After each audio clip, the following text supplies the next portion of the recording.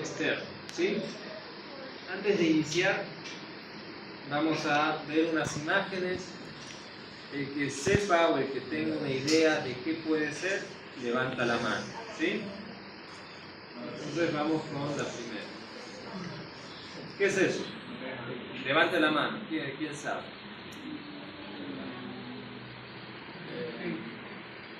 ¿Alguien?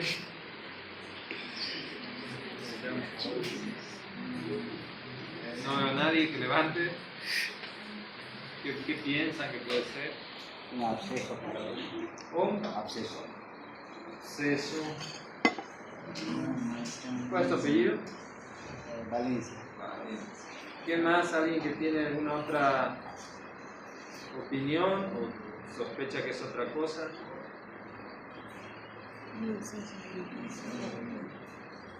Ok, vamos a pasar a la siguiente. ¿Qué es eso? ¿Qué? Levante la mano. ¿Quién quiere ver? ¿Sí? ¿Cuál es tu apellido? ¿Qué más? ¿Quién tiene otra? Una infección de la membrana timpánica. Infección. ¿Tu apellido cuál es? Lima. ¿Alguien más? ¿Cuál es tu apellido? ¿Alguien más? Ok, vamos a pasar a la siguiente. Después vamos a decir qué es. ¿Sí? ¿Qué es eso? Necrosis. Ay, Hongo. a ver, ¿qué es? Hongo. ¿Quién más dice hongo? ¿Cuál es tu apellido?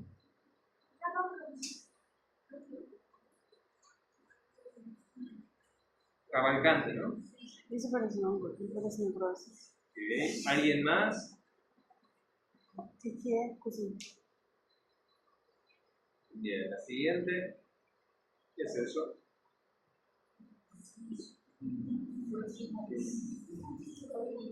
¿Qué tipo de otitis? Media. Okay. A ver, ¿quién? Levante la mano. ¿Quién dice eso? Otitis media.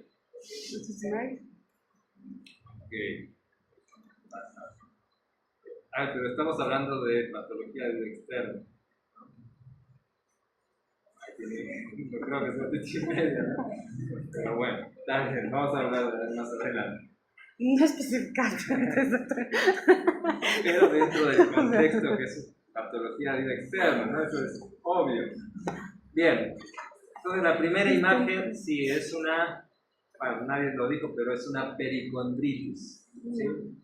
¿Qué es la pericondritis? Es la inflamación de causa infecciosa del mucopericondrio del cartílago del pabellón auricular. ¿Sí? Algo característico, no sé si ustedes lo notan ahí en la imagen, es que va a afectar todo el pabellón a excepción de lóbulos, ¿no? Ustedes no sé si lo ven en la imagen, la computadora se ve bien, pero podemos ver que está eritematoso, edematizado todo el pabellón, excepto la parte inferior, que es el lóbulo, ¿no? ¿Cuál es la causa de la pericondritis? Generalmente es posterior a algún traumatismo que produce una herida abierta, ¿sí? Y a través de esta herida abierta, que sirve como puerta de entrada, infecta o ingresa el agente patógeno, que en este caso suele ser la Pseudomonas aeruginosa, ¿sí? Les había comentado, ¿no? El tema está muy de moda, los piercings, ¿no? Aritos sobre el cartílago del pabellón, entonces es una causa frecuente de pericondritis. ¿Qué manifestaciones clínicas va a tener el paciente? Como ustedes ven, eritema, ¿sí? Edema, si ustedes ven, hay pérdida de los repliegues anatómicos normales que suelen haber en el pabellón. Si tocamos, va a haber aumento de la temperatura local y el paciente va a sentir dolor, va a tener otalgia. ¿Sí? ¿Cómo hacemos el diagnóstico? Con la clínica. Es muy sencillo de hacer. ¿no? Vemos un pabellón en esas condiciones, que respeta el lóbulo y con algún antecedente de traumatismo, con alguna herida, escoriación, laceración sobre la superficie, entonces fácilmente se puede hacer el diagnóstico de pericondritis. En ocasiones, si ustedes ven la imagen de la izquierda, ¿sí?, la última de ese lado, van a ver también formación de abscesos, ¿sí? Entonces puede ser parte, se puede presentar junto con el cuadro de pericondritis. Ahora, ¿el 100% de las pericondritis son de origen infeccioso? No. En algunos casos, no muchos, pero en algunos casos, pueden ser de origen autoinmune, ¿sí? Puede haber algunos anticuerpos que va a producir el mismo paciente que van a atacar el grupo pericondrio del pabellón auricular y pueden producir una sintomatología, manifestaciones clínicas similares. Entonces también existen las pericondritis autoinmunes. ¿Cómo hacemos el tratamiento? El tratamiento lo vamos a realizar, como la mayoría son de causa infecciosa, el tratamiento va a consistir en la administración de antibióticos, ¿sí? Como el agente causal es la pseudomonas, lo que se suele usar son los antibióticos de la familia de las quinolonas, ciprofloxacina, levofloxacina, etc. ¿Sí? Aparte del tratamiento sintomático, ¿no? Si el paciente tiene dolor, analgesia, si el paciente tiene edema, inflamatorio, ¿sí? Es muy importante siempre acompañarlo del tratamiento sintomático. Y también es importante dar un tratamiento precoz. ¿Por qué? Porque en ocasiones esta pericondritis puede producir necrosis de los tejidos del pabellón auricular, sobre todo cuando no se trata a tiempo, y el paciente va a necesitar, aparte del tratamiento médico con antibióticos, va a necesitar un tratamiento quirúrgico, ¿no? Va a tener que realizarse una debridación de todo el tejido necrótico, y esto puede terminar en deformaciones del pabellón auricular que luego van a necesitar un tratamiento de tipo plástico, estético. Entonces, acuérdense, hay que diagnosticarlo y tratarlo de forma precoz, ¿sí? La erisipela. ¿Qué ven a diferencia de la pericondritis? Eso, ¿no? Entonces, la erisipela va a afectar a la totalidad del pabellón auricular.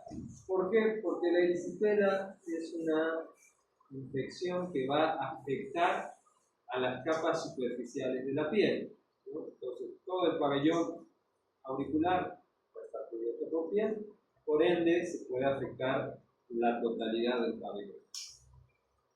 ¿Cuál va a ser el agente causal? El agente principal va a ser estreptococo. El estreptococo betamolítico del grupo A, que es llamado también estreptococo biógeno. Y en algunas ocasiones también puede estar causado por estafilococo aureus. Entonces, como manifestación clínica, ustedes pueden ver, ¿no?, una lesión eritematosa en placas con bordes indefinidos. Como les digo, solo va a afectar las capas superficiales de la piel. Se puede extender a otras regiones cercanas, ¿no? Si ustedes ven la imagen de la izquierda, ven cómo, aparte del pabellón, también está afectada la región facial del paciente. Está acompañada de adenopatías cervicales, retroauriculares, submandibulares, fiebre y compromiso del estado general del paciente. Entonces es fácil el diagnóstico con el cuadro clínico. ¿Cuál va a ser el tratamiento? Otra vez, como es un cuadro infeccioso, el tratamiento tiene que ser con antibióticos. Pero en esta ocasión, como suele ser en su mayoría por estreptococo, aquí tenemos que usar antibióticos de la familia de los beta-lactano, ¿no? Y obviamente acompañarlo del tratamiento sintomático, ¿no? Otra vez, analgésicos, antiinflamatorios, antipiréticos, etc. ¿Sí?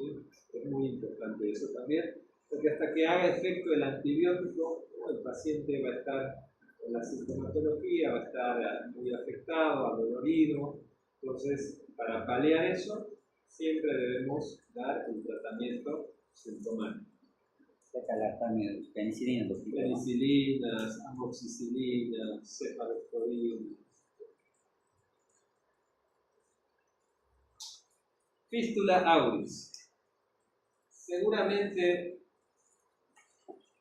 todos o muchos deben conocer a algún familiar, algún amigo, algún conocido o tal vez alguno de ustedes que tenga un pequeño orificio por delante del pabellón auricular. ¿Lo vieron alguna vez? ¿Nunca? ¿No? ¿Nadie? Bueno, porque es muy común, es bastante común las fístulas auris, ¿no? La fístula auris, también llamado fístula preauricular o coloboma, ¿sí? Es un defecto de formación. Hay una alteración cuando se tiene que unir el primer y segundo arco branquial, ¿sí? Entonces se produce este defecto, este orificio preauricular que dirige hacia un saco quístico. Suele iniciar ahí, si ustedes ven las imágenes, a nivel de la raíz del hélice. ¿Cuál es el problema con esto? Generalmente suele ser asintomático. Más que lo estético, no produce ningún síntoma.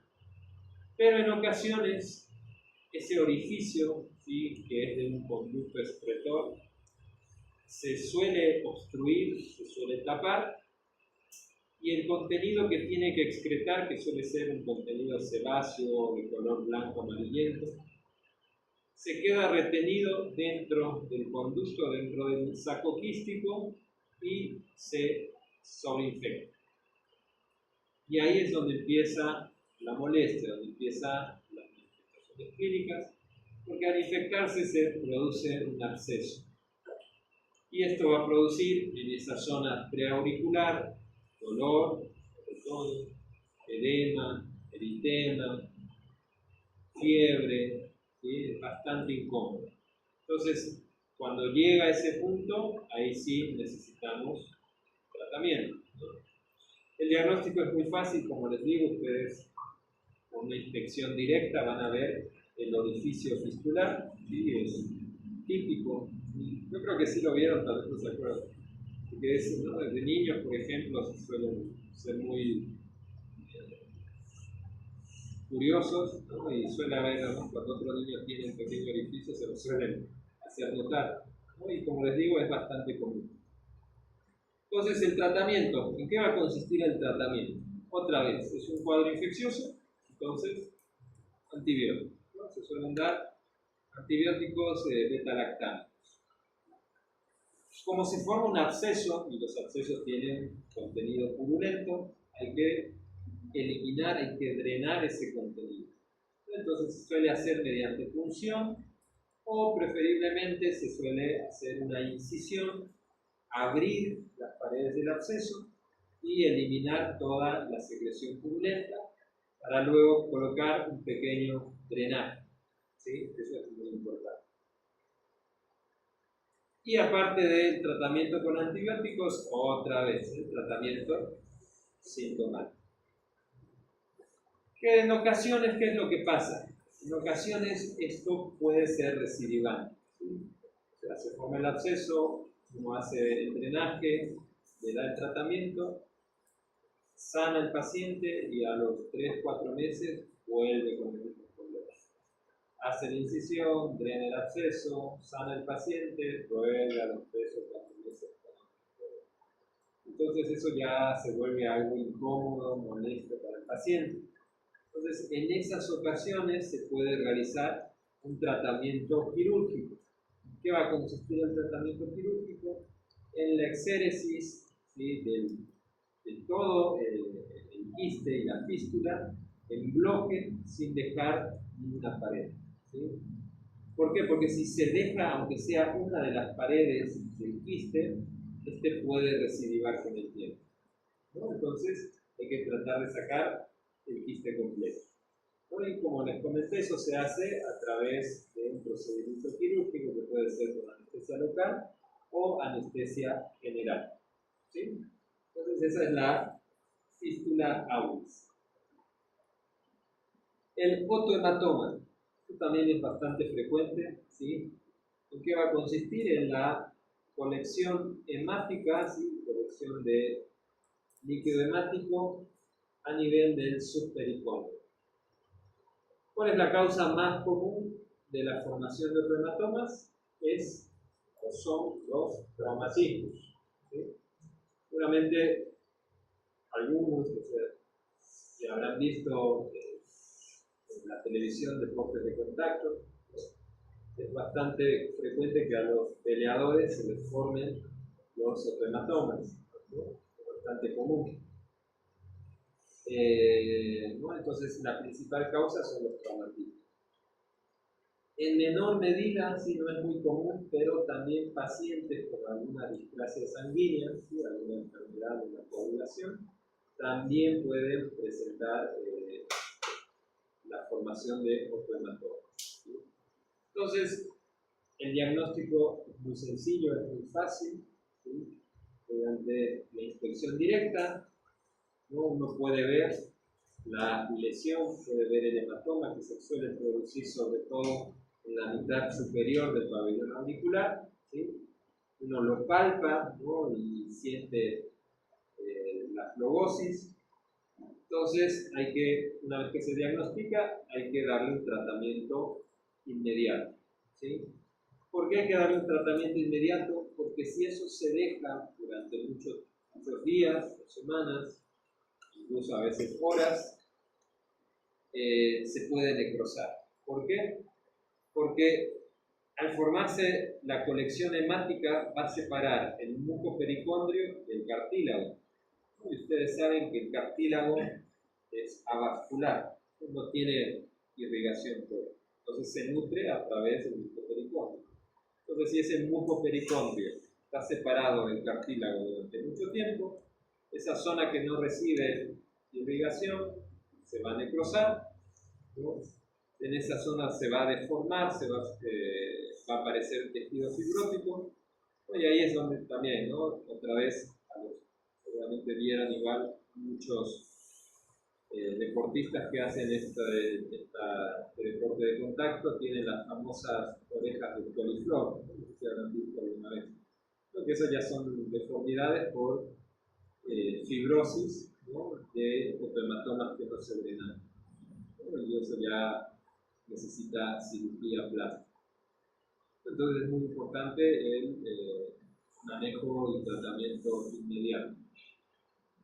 Entonces, ¿cómo se hace el tratamiento? Se hace mediante punción o drenaje mediante una incisión, ¿sí? Y se elimina todo el contenido hemático y luego, ¿sí? Se realiza un vendaje compresivo en la zona del pabellón para que no se vuelva a acumular, ¿no? Y no vuelva a residuar el otohematoma, ¿sí? Entonces es muy importante eso. Si ustedes ven que al drenar, aparte de contenido hemático, hay secreción purulenta, o sea que ya se está volviendo un absceso, entonces habrá que darle también tratamiento antibiótico, ¿sí? También, en este caso, quinolones. Bien. La enfermedad de Ramsay-Hunt. ¿Alguna vez escucharon de esta enfermedad?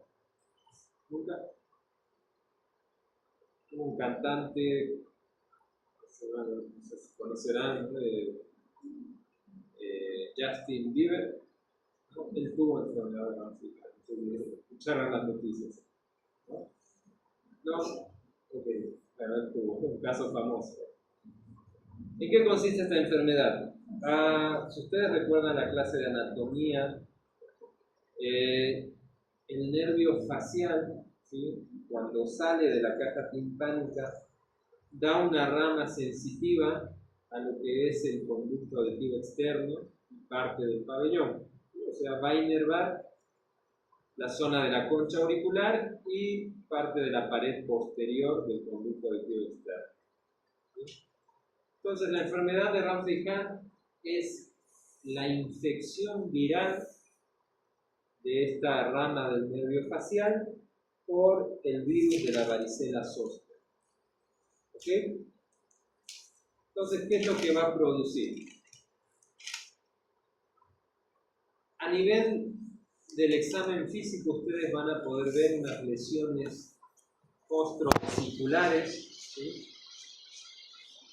En todo el recorrido, en todo el trayecto del nervio facial, a nivel de la concha auricular y el conducto auditivo externo.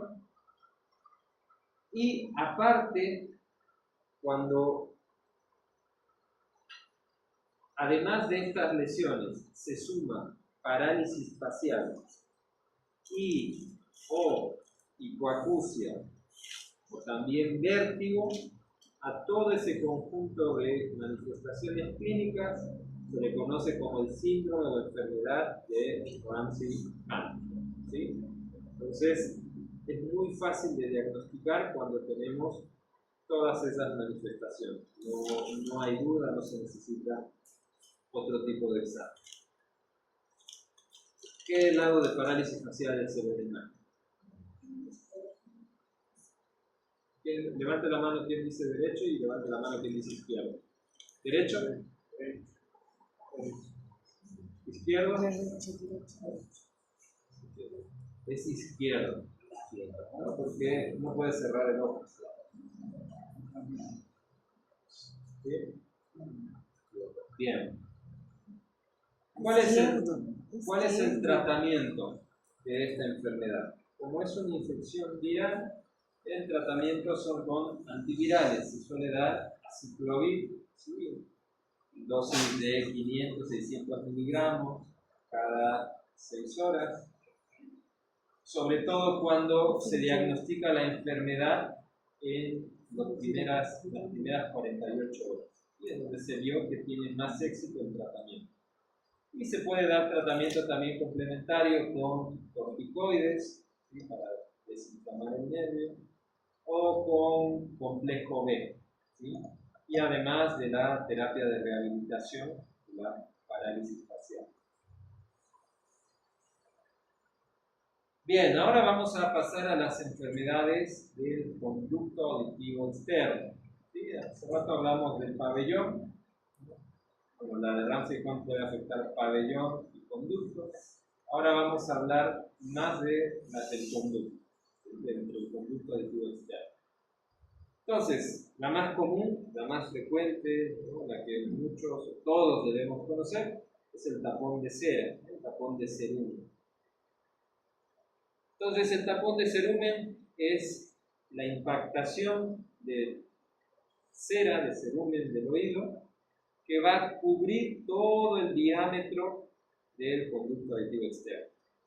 Si hubiera una zona donde podríamos ver la membrana timpánica, ¿sí? No se considera un tapón de cera, porque todavía el sonido va a poder llegar al tímpano y se va a poder transmitir a las partes más profundas. ¿Sí? Para que sea considerado un tapón de cera, tiene que abarcar todo el diámetro del conducto auditivo externo. ¿Sí? ¿Cuáles son las causas más frecuentes de tapones de cera? No, hay varias. Por ejemplo, está el uso exagerado, excesivo del cotonete o el sopo, ¿sí? Como les había explicado la vez pasada, el cerumen se produce en el tercio externo del conducto auditivo, ¿no? Entonces, es fácil de que se elimine de forma espontánea. Cuando nosotros introducimos un cotonete, lo que hacemos es llevar la cera, el cerumen, de la parte más externa hacia el fondo del conducto, ¿no? Y ahí, ¿no? Se va acumulando hasta que se forma el tapón. El uso de los audífonos intracanaliculares también puede predisponer a la formación. En pacientes, en los adultos mayores, ¿no? Como tienen, no sé si alguna vez vieron en los pacientes ancianos, que tienen folículos pilosos, tienen pelitos en la entrada del conducto auditivo, entonces eso puede predisponer también a la formación de tapones porque dificulta la eliminación de la sed. O también hay pacientes que tienen conductos auditivos de un diámetro pequeño y producen abundante cerumen, ¿no? Entonces eso también puede predisponer a la formación de los tapones. ¿Cómo hacemos el diagnóstico? Muy fácil, el diagnóstico es con la otoscopía. Es muy sencillo. ¿Qué manifestación clínica va a tener el paciente con un tapón de cerumen? Hipoacusia. ¿Qué tipo de hipoacusia va a tener? A ver, ¿cuántos tipos de hipoacusia tenemos?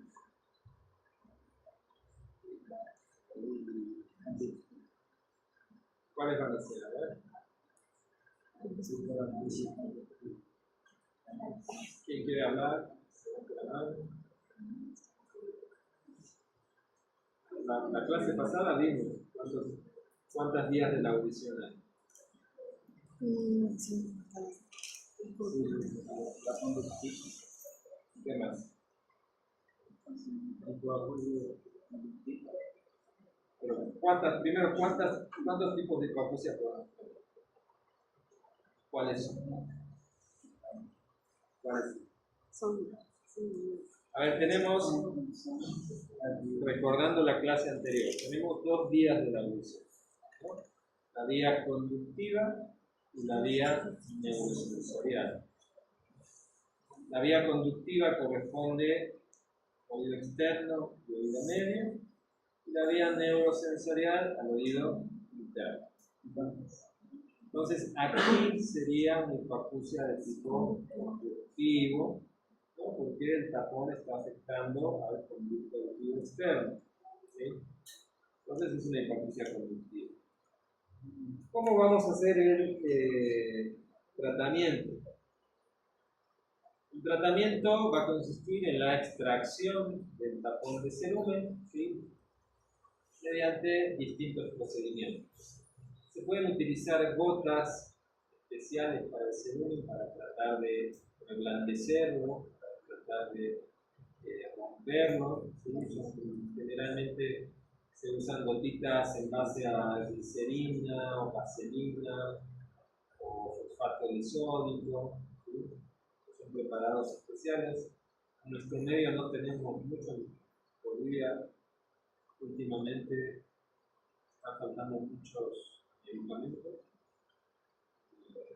puede ser por el tema de la importación, entonces algo tan común no hay en el mercado. Hay solamente una farmacia que los hace de forma artesanal, pero algo, una marca comercial no existe. Había una, pero se cerró hace 2 años casi, o lo dejó de hacer, no sé. Entonces, cuando el cerumen está muy seco y está muy endurecido, se tiene que hacer la preparación con este tipo de gotas. Y luego hay varios procedimientos para retirar el tapón. Seguramente escucharon todos del lavado de oídos. Entonces, es una de las técnicas más conocidas para retirar los tapones de cera. Se puede utilizar agua, se puede utilizar solución fisiológica, con una jeringa adaptada y una cánula adaptada, ¿no? Se manda a chorro dentro del conducto para que haga un efecto remolino y arrastre todo el tapón de cera. Otra técnica, ¿no? Cuando a veces con el lavado de oídos no se puede realizar, se puede recurrir a otro tipo de procedimientos, como por ejemplo las maniobras instrumentales, ¿sí? El instrumental, las sacaceras, micropinzas, que te ayudan a retirar el tapón. O también está la aspiración de la cera, sobre todo cuando tiene una consistencia más líquida. muy fácil retirarlo mediante el aspirado. ¿En qué ocasiones no está indicado el lavado de oído? No está indicado, según la literatura, la bibliografía, cuando el paciente tiene nostalgia o cuando el paciente tiene alguna comorbilidad como la diabetes. ¿Por qué no está indicado? Porque puede predisponer a la aparición de una otitis externa. Entonces, no se debería realizar. A veces esas contraindicaciones son un poquito relativas, ¿no? Y dependiendo del contexto en el que estemos, pues nosotros lo hacemos con mucho cuidado, podemos hacer alguna excepción.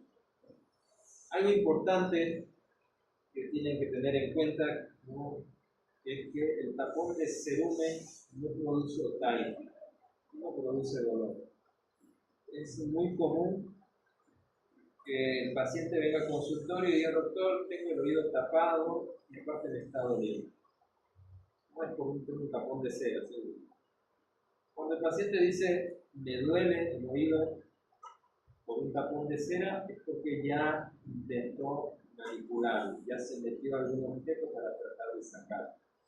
Y al hacer esas maniobras que las hacen a ciegas, se lastiman alguna parte de la pared del conducto, se produce edema de esa parte, y eso es lo que hace presión contra el tapón, lo que produce dolor. Entonces, es 100% seguro que cuando el paciente dice: me duele, es porque ya introdujo algo dentro del conducto. Y porque un tapón de cera no tiene por qué doler. ¿Ok? Bien. Eso les había mostrado, ¿no? Algunos habían dicho tapón de cera. Eso es un tapón epidérmico, o también se llama queratosis obturans. ¿Qué es? Es un tapón, pero que está formado por células epiteliales. ¿Sí? Entonces, ¿qué manifestación clínica va a tener este paciente? Va a tener, al igual que el paciente con tapón de cerumen, va a presentar hipoacusia. ¿Sí? Hipoacusia de tipo conductivo. ¿Cómo vamos a hacer el diagnóstico? También vamos a hacerlo con la artroscopía. Vamos a ver que, a diferencia del tapón de cerumen, que tiene color más o menos marrón, ¿sí?, amarillento, dependiendo de la consistencia de la cera, en el caso del tapón epidérmico va a ser más blanquecino o grisáceo, ¿sí?, porque está formado en su mayoría de células descamativas de la piel. Entonces, ¿cuál va a ser el tratamiento de estos tapones epidérmicos? También va a ser la extracción del tapón. Para eso podemos usar también algunas gotas para reblandecer, destruir al tapón epidérmico, pero que van a estar hechas en base a vaselina combinadas con ácido salicílico. ¿Sí?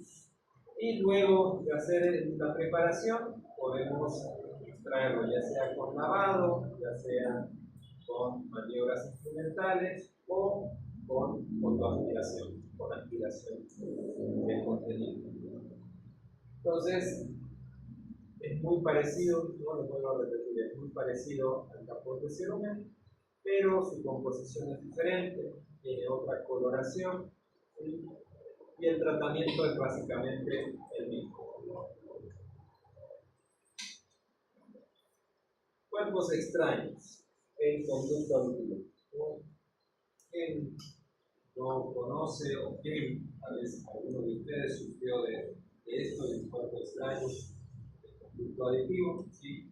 Es una patología muy frecuente, sobre todo en edad pediátrica, ¿sí?, los niños entre los 2, 3 años. Es muy común que se metan objetos dentro del conducto auditivo o dentro de la fosa nasal. Bastante frecuente será.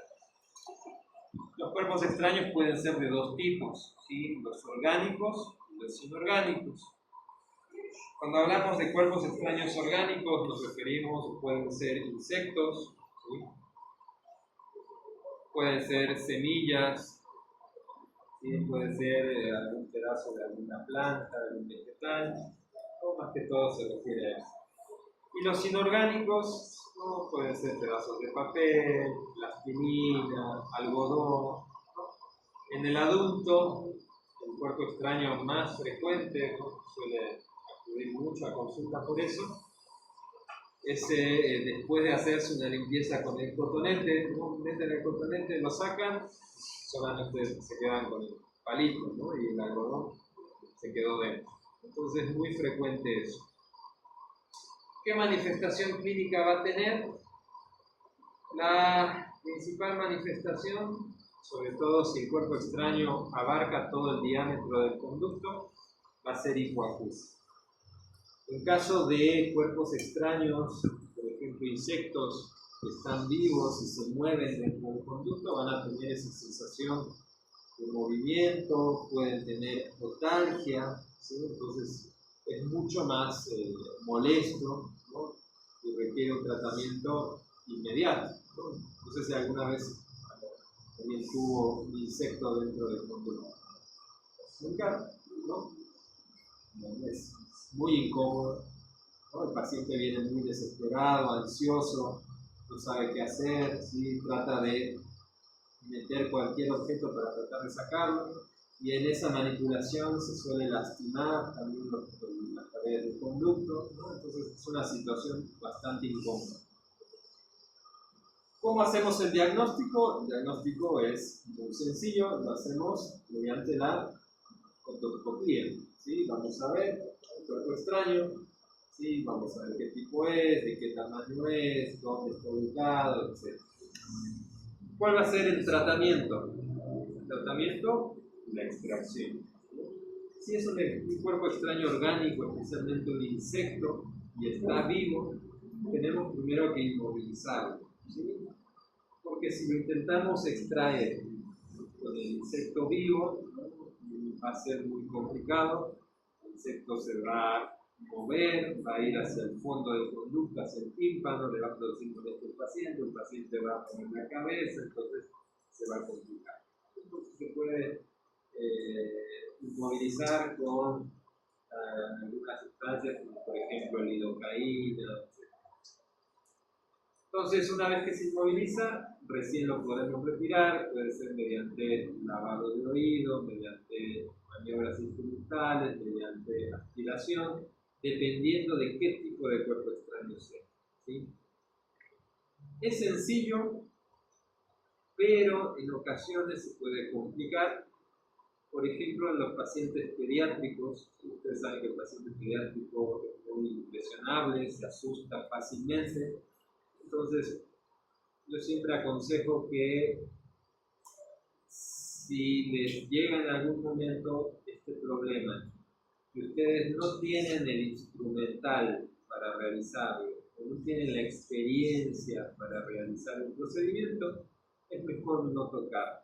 Es mejor mandarlo a un lugar donde se lo puedan retirar sin ningún problema. ¿Por qué? Porque ustedes saben, el conducto auditivo es una zona muy estrecha. Los niños se mueven demasiado, ¿no? Es una zona bastante irrigada. Entonces uno al intentar sacar y lastimar, lacerar el conducto, se produce sangrado que va a tapar, se va a afectar en la visualización, se produce edema que va a presionar más el cuerpo extraño y lo va a hacer más difícil de sacar. Entonces se complica la situación, y algo tan simple que se puede hacer en consultorio o en una sala de emergencia, después hay que meterlo a quirófano y hacerlo bajo sedación.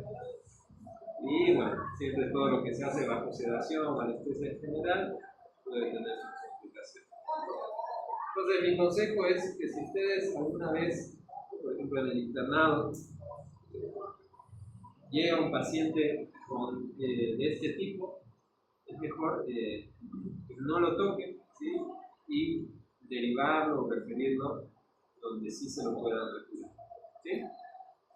Bien. Eczema del conducto. El eczema del conducto es una dermatitis, ¿sí? Es una inflamación de la piel del conducto. ¿No? Esto puede afectar tanto la piel del pabellón auricular como la piel del conducto auditivo externo. ¿Cuál es la causa? Generalmente hay dos tipos de causa. Puede ser una extensión de una dermatitis seborreica, ¿sí? Personas que tienen dermatitis seborreica del cuero cabelludo y que se extiende hacia la región auricular, o puede ser una dermatitis de tipo alérgico, ¿no? O sea, una reacción de hipersensibilidad a algún perfume, alguna loción, algún ambientador, algún shampoo, algo que entre en contacto con la piel de esa región, ¿sí? Entonces, ¿cómo vamos a hacer el diagnóstico? El diagnóstico es sencillo, ¿sí? A la inspección y a la otoscopía vamos a ver descamación de la piel de esa zona del oído, esa zona del pabellón. Puede haber eritema, puede haber un leve edema, y en casos un poquito severos puede haber hasta secreción serosa, ¿no? ¿Cuáles van a ser los síntomas que va a tener el paciente? Principalmente va a ser el prurito. Va a ser un paciente que a mi doctor me pica mucho el oído, no sé con qué rascarme, etc. Entonces ese es el principal síntoma. Cuando se estimula mucho esa región, si uno se manipula mucho la piel de la zona, puede producir otalgia, ¿no? Y se puede infectar y complicarse con una otitis externa. ¿Cuál va a ser el tratamiento? El tratamiento son con sustancias lubricantes, especialmente, ¿sí? Para mejorar la humectación de la piel del pabellón, que muchas veces la resequedad y la descamación es lo que va a producir el prurito. Entonces se puede usar sustancias como vaselina líquida o glicerina, y en casos donde el eczema está muy avanzado y el paciente ya tiene otalgia, se puede utilizar corticoides tópicos, ¿sí? Bien. La otitis externa difusa. Esta es una otitis externa. Bien, entonces la otitis externa se va a producir sobre todo cuando se altera el medio interno del conducto auditivo. No sé si alguna vez alguien tuvo, después de ir a nadar, meterse en un río, meterse en la piscina, ¿no? Le entró agua y al día siguiente empezó con dolor. ¿Alguien tuvo ese problema? Sí. ¿No? Yo sí. Es súper sano. No, yo tuve, doctor. ¿Sí? No, es muy común, ¿no? Sobre todo en áreas donde hace mucho calor y la gente está de forma muy frecuente en las piscinas, en los ríos, en el mar. Es muy común la otitis externa. ¿Cuál va a ser el agente causal de la otitis externa? Va a ser el Staphylococcus aureus o en algunos casos la pseudomonas, ¿sí? ¿Qué es lo que va a producir? Va a producir un edema, eritema de todas las paredes del conducto auditivo externo, ¿sí? Entonces esto va a provocar una estenosis, ¿no? Un cierre del conducto auditivo, y el principal síntoma que va a tener el paciente va a ser la otalgia. La otitis externa es una enfermedad que duele mucho, muy dolorosa. Yo he tenido pacientes adultos que venían llorando por un cuadro de otitis externa, porque suele doler bastante. Entonces, ¿cómo hacemos el diagnóstico de la otitis externa? Fácil, lo hacemos mediante la otoscopía. Nosotros vamos a introducir, o vamos a intentar introducir el espéculo del otoscopio, y en ocasiones no vamos a poder hacerlo, ¿no? Por la estenosis que va a tener. Si nosotros intentamos meter más el espéculo, el paciente va a gritar de dolor. Entonces es muy fácil, ¿no?, diagnosticar. Vamos a ver este tipo de imágenes al hacer la otoscopía. ¿Por qué se llama difusa? Porque afecta a todas las paredes del conducto auditivo, no solamente a una, sino a todas las paredes. En ocasiones también puede haber otorrea, ¿sí? Y un signo típico del paciente con otitis externa es el signo del trago. ¿Cómo es ese signo? Nosotros, antes de ingresar con el espéculo, vamos a hacer presión sobre el trago del paciente y el paciente va a sentir dolor. Entonces, eso es un signo del trago positivo, ¿sí? Bien, ¿cómo hacemos el tratamiento? Como es un cuadro infeccioso, el tratamiento una vez más es con antibióticos. ¿Qué se suele utilizar? Generalmente con un tratamiento tópico, tratamiento local, con gotas, ¿no? Suele ir bastante bien, ¿no? Gotas que tengan alguna quinolona y que tengan algún corticoide para desinflamación. ¿No? Suele ir bastante bien con eso. Y en casos muy severos, en casos donde las gotas no sean suficientes, donde ya tengan el compromiso del estado general, entonces ahí sí vamos a utilizar un tratamiento sistémico, ¿no? Son también antibióticos, ¿no? Quinolona puede ser por vía oral o por vía endovenosa. Bien, y algo también muy importante son las medidas de higiene, ¿no? Del paciente, ¿no? Decirle que no puede ingresar agua al oído, porque esa humedad, ¿sí?, que va a permanecer dentro del conducto va a hacer que siga proliferando, que se siga desarrollando las bacterias y que la infección no desaparezca. Entonces es muy importante las medidas de higiene. Doctor, ¿cuántos días del tratamiento? El tratamiento suele ser entre 7 a 10 días. ¿Por qué algunos especialistas otorrinos pasan 14 días? Eso ya es cuando son infecciones muy severas.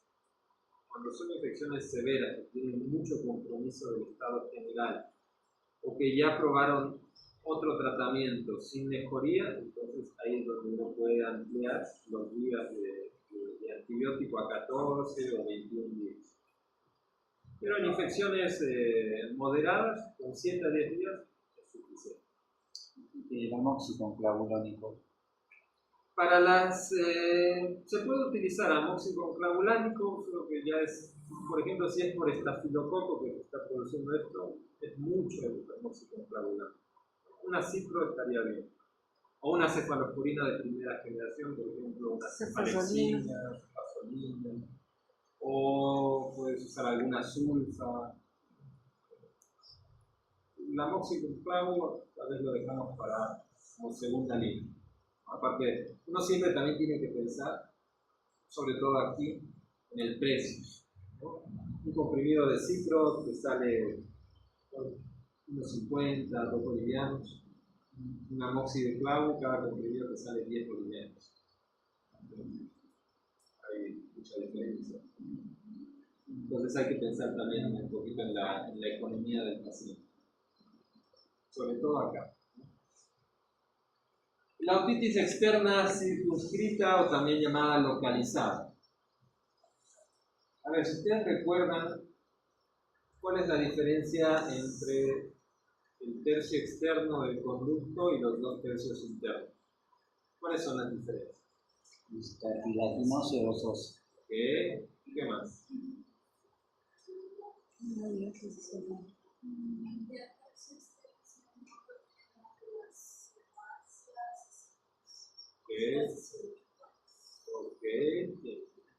¿Qué más? Tiene Pilosidades. Entonces, tiene glándulas, tiene folículos pilosos, a diferencia de los 2 tercios internos, ¿no? Entonces, ¿qué va a ser la otitis externa circunscrita? Va a ser la inflamación por una infección de estas estructuras que están en el tercio externo, especialmente de los folículos pilosos. O sea, básicamente es una foliculitis, ¿sí? Entonces, ¿por qué se llama circunscrita localizada? Porque va a ocurrir en una zona específica, en una de las paredes. No es difusa, ¿sí?, como la anterior. Entonces es algo bien puntual. ¿Cuál va a ser el síntoma principal de estos pacientes con otitis externa localizada también va a ser la autarquia, ¿sí? Si es que la inflamación es muy severa y obstruye toda la entrada del conducto, puede haber también hipoacusia, ¿sí? Pero lo principal es la autarquia. ¿Cómo hacemos el diagnóstico? También el diagnóstico es muy sencillo. Vamos a ver esa deformidad, ¿sí? Ese aumento de volumen, pero solamente en una de las paredes del conducto adhesivo externo, ¿sí? Puede ser en el piso, en el techo, en la pared posterior, en la pared anterior, ¿sí? No va a ser en todo el diámetro del conducto. Y va a ser, obviamente, en el tercio externo. ¿Cuál va a ser el tratamiento? El tratamiento también puede ser con medicación local, mediante pomadas o gotas con antibióticos, con alguna quinolona y algún corticoide. Y en caso de que la foliculitis haya pasado ya a formar un absceso, ¿sí? Se puede drenar, se puede punzar o para eliminar todo el contenido purulento, ¿sí? Y sobre eso le damos el tratamiento antibiótico más el tratamiento sintomático, ¿no? Siempre, vuelvo a repetir, nunca se olviden de, aparte de darle los antibióticos, darle también tratamiento de los síntomas que tenga el paciente, ¿sí? Muy importante. Otitis externa maligna. Esta otitis externa maligna es muy importante también que la tengan en cuenta. Se va a producir sobre todo en pacientes que tengan compromiso del sistema inmunológico, ¿no? Puede ser pacientes diabéticos, puede ser pacientes de la tercera edad, puede ser pacientes que estén recibiendo quimioterapia por algún tipo de CA, puede ser pacientes con unas enfermedades como VIH, ¿no? Cualquier comorbilidad que afecte el sistema inmune puede hacer que la otitis externa se complique a una otitis externa maligna. ¿Cuál es el agente etiológico de la otitis externa maligna? Es la Pseudomonas aeruginosa, ¿sí? Entonces, ¿por qué se va a caracterizar este tipo de otitis externa? Va a ser un paciente, como ya les dije, con antecedentes de ciertas comorbilidades y cuyo cuadro de otitis externa no ceda, no mejore con los tratamientos convencionales. Ustedes le dan gotitas, le dan pomadas, le dan un antibiótico oral y el paciente continúa con el malestar, ¿sí? ¿Cuál va a ser el principal síntoma? La autarquia, ¿sí? Va a tener una autarquia constante que va a empeorar sobre todo durante la noche. Cuando ustedes hagan la otoscopía, ¿sí? Van a ver lesiones de tipo granulomatoso, como en la imagen en todo de la izquierda, ¿sí? Lesiones granulomatosas que van a tapizar las paredes del conducto adhesivo externo. Entonces hay que hacer también un diagnóstico diferencial con lesiones tumorales, ¿sí? Los tumores conducto adhesivo. ¿Por qué se llama otitis externa maligna? Aparte de que no responde a los tratamientos convencionales, esta puede afectar las capas óseas, ¿sí? El tejido óseo del conducto adhesivo externo, producir una osteomielitis. Y esa afectación puede pasar a las estructuras más profundas del cráneo, puede extenderse hasta la base del cráneo y producir complicaciones endocraneales y la muerte del paciente, ¿no? Entonces es algo que hay que tener muy en cuenta. ¿Cómo hacemos el diagnóstico de este tipo de otitis externa maligna? Obviamente antecedentes del paciente que no mejora con tratamiento convencional, la otitis externa normal, difusa. Vemos a la otoscopía ese tipo de lesiones granulomatosas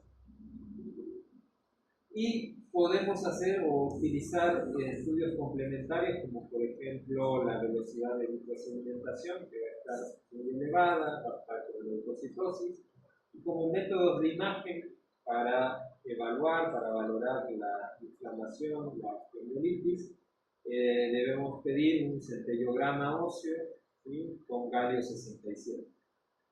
Este es un estudio componente radioactivo. ¿Cuál va a ser el tratamiento? ¿No? Generalmente estos pacientes, como aparte de la afectación óptica, tienen compromiso del estado general, hay que internar. ¿Sí? Hay que darles un tratamiento antibiótico bastante prolongado, ¿no? Se da por unas 2 a 3 semanas tratamiento endovenoso con algún beta-lactámico, alguna cefalosporina de tercera generación, combinado con alguna quinolona, y luego, eso se da unas 3 o 4 semanas, y luego se continúa otras 2 a 3 semanas con tratamiento por vía oral. ¿Cuándo vamos a decir que curó el paciente? Cuando haya bajado la leucocitosis, cuando haya normalizado la velocidad de microsedimentación, y hacemos el seguimiento también con un centellograma óseo, pero en lugar de galio 67 usamos tecnesio 99. ¿Sí? Entonces, esa es la otitis externa maligna, es algo, les digo, que tenemos siempre que considerar en el paciente inmunocomprometido.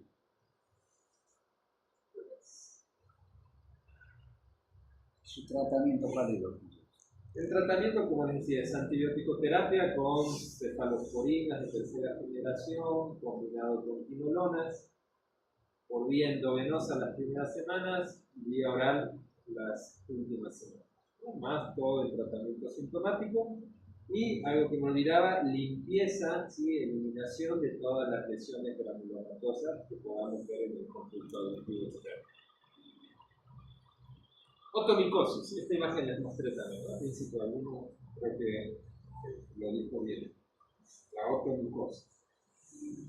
La otomicosis es un tipo también de otitis externa, pero que tiene como agente causal a un hongo. ¿Sí?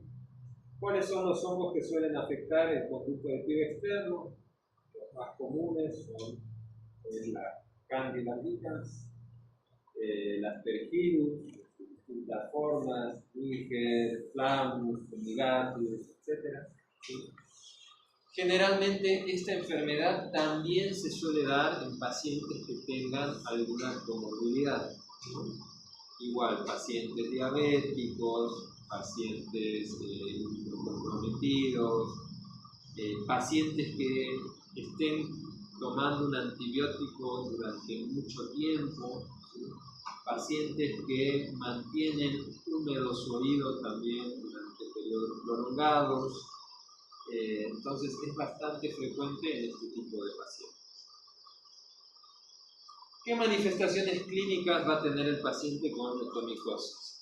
La principal manifestación, sobre todo al comienzo de la enfermedad, va a ser el prurito, ¿sí? Escozor. Va a sentir mucha picazón. Luego, a medida que avanza la enfermedad y que se va produciendo una secreción dentro del conducto auditivo externo, se puede producir hipoacusia acompañado de otalgia. Entonces, ¿cómo vamos a hacer el diagnóstico de esta otomicosis? Una vez más, antecedentes del paciente, preguntar bien si antecedentes. Y en la otoscopía es muy fácil también diagnosticar la otomicosis. No, es muy diferente a una otitis externa. La secreción, ¿sí? Suele ser muy parecida al algodón, ¿no? Es una secreción algodonosa. Y sobre la superficie, ¿no? Como ustedes ven, de esa secreción algodonosa, hay unos puntos negros, ¿sí? Que corresponden a las hifas del hombro, ¿no? Entonces es típico la imagen otoscópica de la otomicosis, ¿sí? Es muy fácil de hacer el diagnóstico. Lo que no es fácil es el tratamiento, ¿no? El tratamiento es un poquito complejo.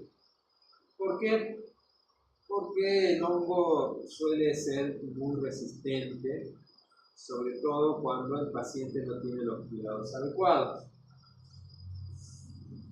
Para hacer el tratamiento necesitamos o se debería utilizar un agente antimicótico tópico, ¿no? Especialmente en forma de gotas. Una vez más, lamentablemente en nuestro medio no hay en ningún lado un antimicótico específico para el oído, no existe. En otros países hay una cantidad, hay una variedad abundante de diferentes antibióticos en gotas, pero acá no hay. ¿No? Entonces, se pueden usar algunas pomadas, ¿no? Las pomadas son un poquito más difíciles de aplicar dentro del conducto. Se puede usar algunos antisépticos como hidropovidona o alcohol bolicado, ¿sí? Pero siempre hay que tener mucho cuidado con la aplicación, porque si el paciente tiene una perforación timpánica y le colocamos hidropovidona, la hidropovidona tiene cierto efecto ototóxico, entonces puede afectar la audición del paciente de forma permanente. Entonces hay que tener cuidado. Y en casos muy severos, ¿sí? En casos donde no respondan bien al tratamiento tópico, entonces hay que pasar al tratamiento sistémico, ¿no? Por vía oral. Se usan imidazoles. Y aparte, todo este tratamiento tiene que ir acompañado de limpiezas periódicas del conducto auditivo externo, ¿sí? O sea, tenemos que eliminar toda la secreción algodonosa ubicada en el conducto, ¿sí? Porque si dejamos un poco a partir de esa secreción restante, puede recidivar el oído. Entonces, es muy importante las limpiezas periódicas del conducto. Y eso es lo que complica un poquito el tratamiento, porque no tenemos medicación específica, y aparte el paciente tiene que venir varias veces a consulta a hacer la limpieza y a veces, ¿no? El paciente o no tiene dinero o vive en un lugar muy lejos, no puede venir, ¿no? Entonces eso hace que persista la infección y se pueda complicar. Entonces es un poquito difícil de tratar. Algo que quiero que tengan en cuenta siempre con este tipo de enfermedades, ¿no? Es que siempre vean, ¿no? Al paciente completo, no solamente por soy otorrino, voy a ver el oído, voy a ver la nariz, voy a ver la garganta, donde está. Pero siempre traten de tratar todo del paciente, ¿no? Tratar de relacionar todas las partes del paciente. A mí me pasó, por ejemplo, una vez, un paciente viene con otomicosis, pues mi especialidad en Argentina, viene con otomicosis y le hacemos la aspiración, le damos la medicación, venía, ¿no? 2 o 3 veces a la semana, desaparecía totalmente, pasaba una semana, otra vez aparecía la secreción, otra vez la otomicosis. Volvíamos a limpiarlo, le dábamos tratamiento, todo, se iba bien, volvía otra vez a la semana con de no. Entonces, preguntándole al paciente, ¿no? ¿De dónde era? Dice, soy de Bolivia. No me acuerdo de qué departamento. ¿Alguna enfermedad? No, ninguna, no tengo nada, estoy sano. ¿Alguna molestia más que tenga? ¿No? Algo que no nos haya dicho. Y nos dice el paciente, bueno, en las noches suelo transpirar mucho, ¿sí? Bajé de peso en estos últimos meses y tos, le preguntan. Sí, un poco de tos hace un par de meses. ¿Ustedes qué piensan con esas cosas viniendo de Bolivia, de esta zona? ¿Y qué pensarían? Tuberculosis. Entonces nosotros lo mandamos a medicina interna, le hicieron pruebas de punto y salió positivo para tuberculosis. Esa era la causa por la que la infección micótica recidivaba, ¿no? Volvía. Entonces, suele pasar mucho eso.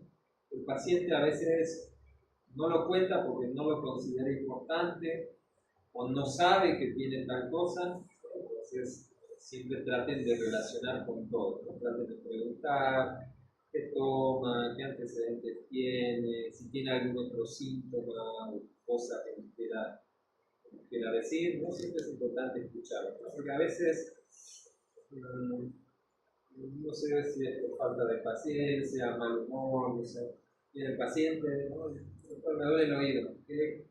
Ay, también, doctor, le cuento que estoy... No me interesa, vamos a ver tu oído.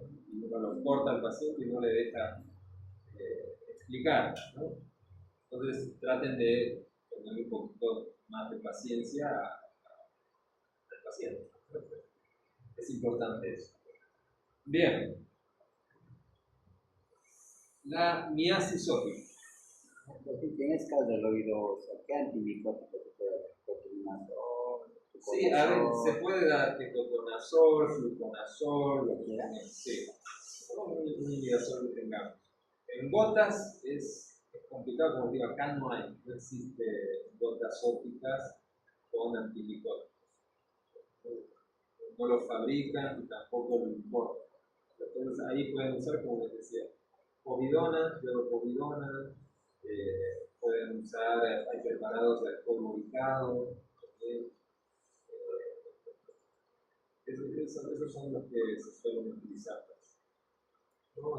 Pero como les digo, con mucho cuidado porque algunos tienen efecto ototóxico y en algunas infecciones micóticas puede haber perforación vital. Entonces hay que tener cuidado.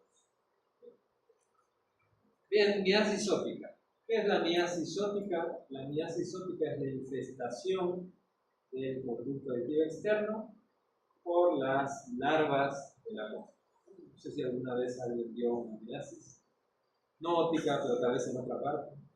¿No? Es bastante impresionante, ¿no? Ver la miasis. Yo tuve un par de casos de miasis óptica, ¿no? Y es, para el que es muy impresionable, es impactante.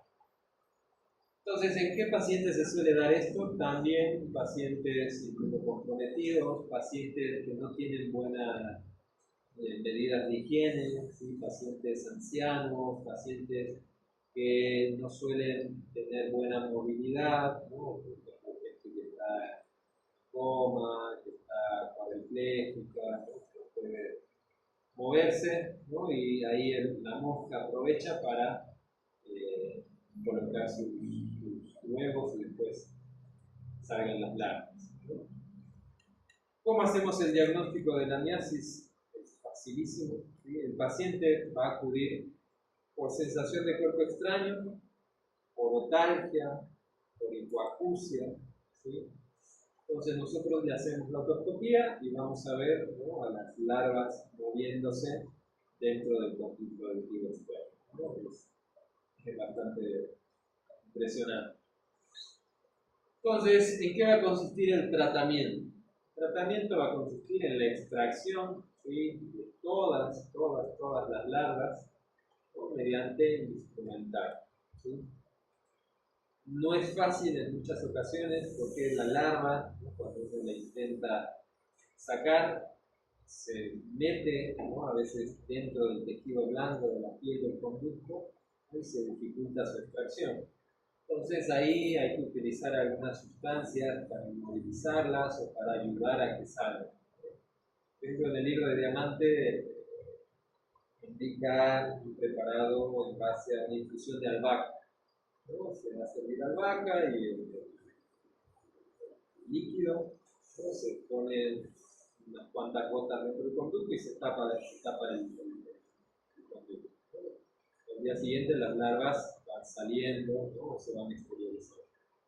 También algunos libros indican que se puede usar éter, ¿no? Algunos pueden utilizar también agua oxigenada, algunos pueden utilizar lidocaína para inmovilizarlas, ¿no? Entonces, dependiendo del contexto en el que estemos, ¿no? Pero debemos retirar la mayor cantidad de larvas, todas las larvas, ¿no? Para asegurarnos que estamos curando completamente al paciente. En algunos libros indican el uso de ivermectina, ¿sí? Que no está aprobada para el uso en humanos. Se usa la ivermectina más en miasis veterinaria, que se suele usar. Pero hay algunos libros que lo indican, en dosis única, a la ivermectina en pacientes con miasis. Y aparte, muchas veces, aparte de la infestación por las larvas, también puede haber una zooinfección bacteriana. Entonces, al mismo tiempo que tratamos la miasis, también tenemos que dar antibioticoterapia para la zooinfección. Entonces, no hay que olvidar eso. Bien. Osteoma del CAE. Esta imagen no la mostré, pero mostramos esa, ¿no? Creo que dijeron otitis externa o perforación de tímpano, no creo que dijeron. En realidad es una exostosis del CAE. Tanto la exostosis del CAE como el osteoma del CAE son tumoraciones óseas benignas. ¿Sí? O sea, el crecimiento de la estructura ósea anormal del conducto adhesivo externo.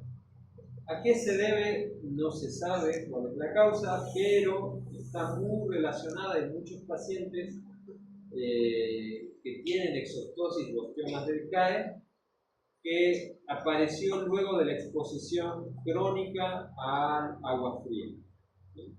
Por eso muchas veces esto se llama la otitis del surfista o otitis del nadador, porque suele aparecer en personas que practican de forma frecuente natación en agua fría.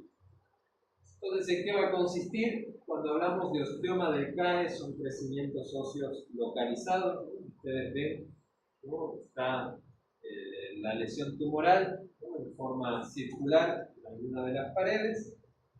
Y cuando vemos la exostosis, eso ya es un crecimiento difuso, ¿no? Afecta a todas las paredes del conducto adhesivo externo. Entonces, ¿qué es lo que va a presentar el paciente como manifestación clínica? Estos van a ser pacientes que van a sufrir muy frecuente los episodios de tapones de cerumen, ¿no? Porque al tener un conducto tan estrecho, una cantidad mínima de cera lo va a obstruir. Entonces es muy frecuente que les pase eso y que acudan de forma recurrente al especialista para hacerse limpieza, ¿no? También se les puede complicar con otitis externas y obviamente al formarse de forma tan frecuente el tapón de cerumen van a tener cuadros de hipoacusia de tipo conjuntivo. ¿Cómo hacemos el diagnóstico? El diagnóstico es muy sencillo. Se hace mediante la otoscopía. Vamos a ver este tipo de lesiones en caso de ostomas, ¿no? Lesiones muy localizadas. Y la estrechez, la estenosis total, difusa, ¿no? En caso de la exostosis, ¿sí? Entonces, ¿cómo diferencian esto, por ejemplo, de una otitis externa?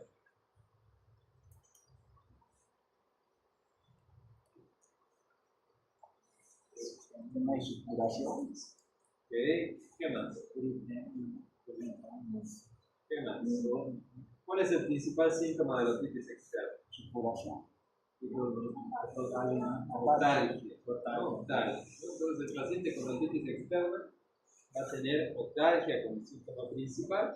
En cambio, el paciente con exostosis puede no tener ningún síntoma, ¿sí?